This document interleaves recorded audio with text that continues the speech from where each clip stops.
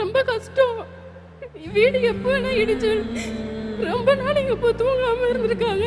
எங்க அப்பா உடம்பு வலியோட ரொம்ப நாள் தூங்காம இருந்திருக்காங்க. அதெல்லாம் எங்களுக்கு தெரியும். ஆனா நாங்க எங்க அப்பா முன்னாடி காட்டிக்கிறது இல்லை. பல நாள் காலையில 4 மணிக்கு போயிட்டு விடிய காலை 4 மணிக்கு போயிட்டு அவங்க வர்றதுக்கு நைட்டு 12 மணி 1 மணிலாம் ஆகும். உடம்பு ஒடியெல்லாம் தூங்கியிருக்காங்க.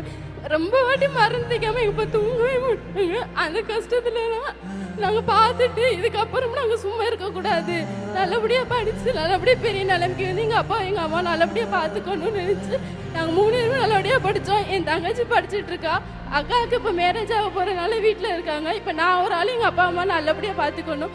அதுக்கப்புறம் தான் வெற்றி நிச்சயம் மூலம் நான் படிச்சுட்டு இருக்கும்போது வேலை நிறைய வாட்டி தேடிட்டு இருக்கும்போது வெற்றி நிச்சயம் மூலமாக எனக்கு எம்ப்ராய்டரி சொல் கம்பெனிலேருந்து எனக்கு ஒரு அப்ளிகேஷன் போட்டு அங்கேருந்து எனக்கு கால் பண்ணாங்க. கால் பண்ணி ஹாஸ்டல் ஃப்ரீ, உங்களுக்கு இன்டர்வியூ நடக்கும்போது எனக்கு எல்லாமே சொல்லிட்டாங்க.